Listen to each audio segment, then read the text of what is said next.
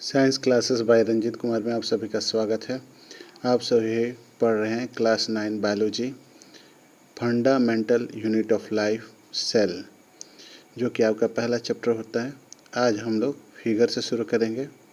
यह आपके सामने जो फिगर दिखाई दे रहा है ना, यह प्लांट सेल का है। प्लांट सेल में और एनिमल सेल में सबसे बड़ा अंतर होता है वैक्यूलस का। जो प्लांट सेल में जो वैक्यूलस होता है वो बहुत ही बड़ा होता है, सिंगल होता है और बहुत ही बड़ा होता है, ठीक है।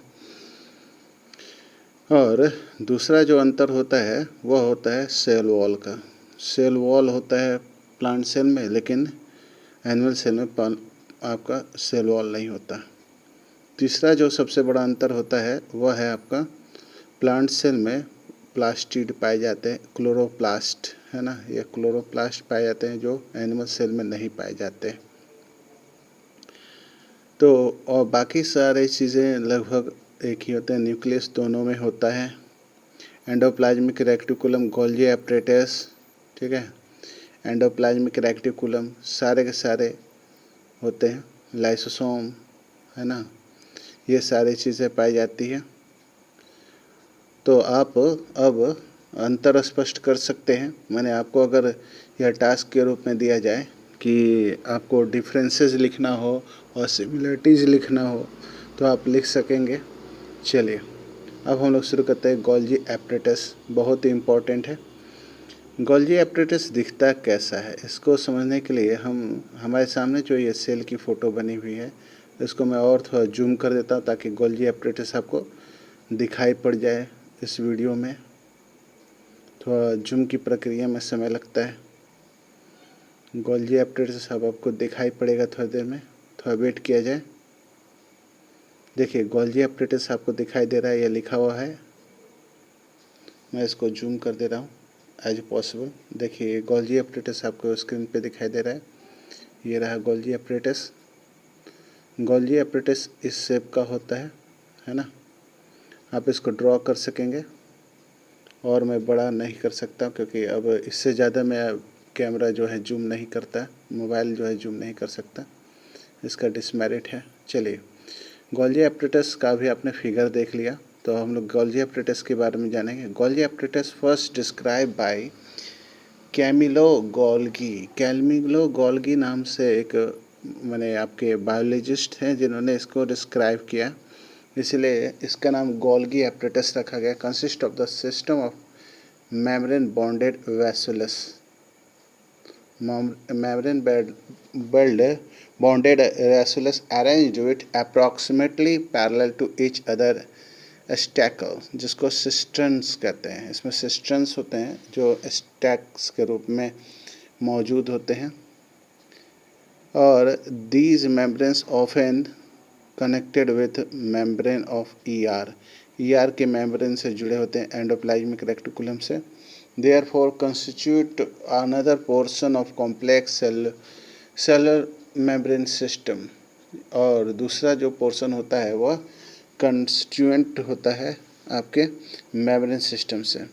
The material synthesize near endoplasmic reticulum packed and dispatched, यानी ये पैक करता है और डिस्पैच करने का काम करता है, यानी पैक किया और डिस्पैच किया to various targets inside and outside of the cell through Golgi apparatus. Golgi apparatus का यही काम ही है, पैक और डिस्पैच करना। यानी कि एंडोप्लाज्मिक रेक्टिकुलम जो चीज़ें बनाता है आपको मालूम है ना, फैट, लिपिड, प्रोटीन, ये सारे चीज़ों को यह पैक और डिस्पैच करता है अनदर ऑर्गेन को।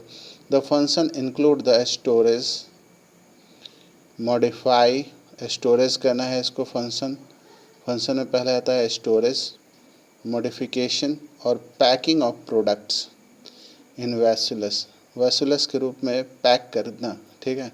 इन सम केसेस, कुछ केसेस में complex sugar be made from the simple sugar in the Golgi apparatus. The Golgi apparatus is also involve formation of lysosome बनाता है, जो कि फिगर में लाइसोसोम दिखाई पड़े होंगे। मैं फिर से आपको जूम करके दिखाता हूँ। ये छोटे से बॉल जैसा दिखाई पड़ा था फिगर में, ये अभी आपको दिखाई पड़ेगा थोड़ी देर में। देखिए यही लाइसोसोम है, ठीक है। ये गोल जैसा बॉल की तरह छोटी सी गोली टाइप की दिखाई दे रही है, मैं आपको दिखा रहा हूँ। ये जो गोली दिखाई दे रहा है यही लाइसोसोम है। चलिए अब हम लोग आगे बढ़ते हैं। तो हम लोग जाने कैमियो गोल्गी के बारे में। Cameo Golgi was born at Cortino near Brescia in 1843. He studied the medicine at the University of Pavia. After graduating in 1865, he continued to work in Pavia at the Hospital of St. Matteo. At that time, most of the investigations were concerned with the nervous system. In 1872, he accepted the post of chief medical officer at the hospital for chronicle sick of Abigaso. He first started his investigation into the nervous system in a little kitchen of this hospital, which he had converted into laboratory.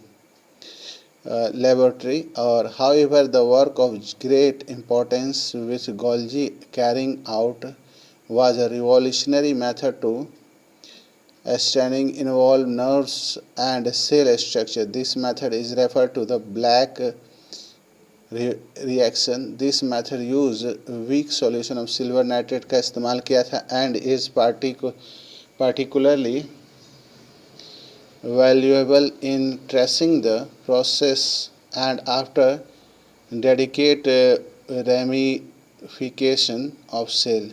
All through his life he continued to work on these lines, modifying and improving this technique.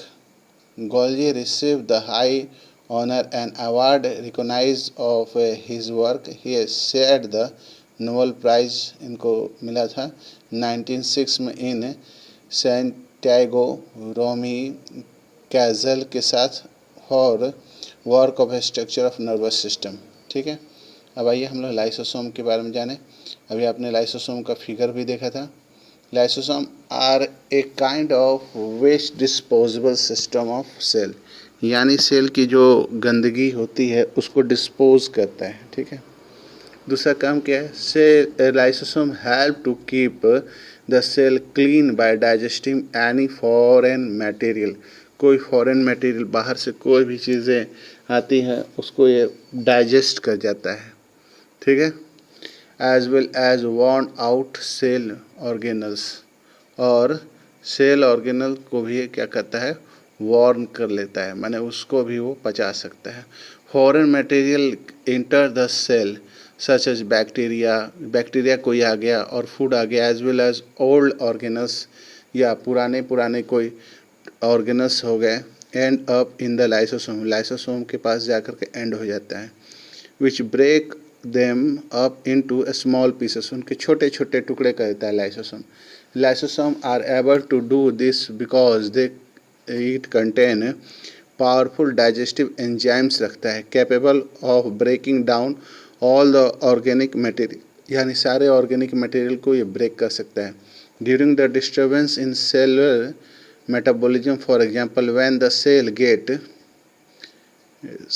Gets damage, lysosome में burst मतलब फट जाते हैं जब कभी cell damage होता है, and the enzyme digest their own self, तो क्या है कि एंजाइम को खुद ही डाइजेस्ट कर जाता है। Therefore lysosome are also called suicide bag of cell, तो इसी कारण से उसको सुसाइड बैग भी कहा जाता है।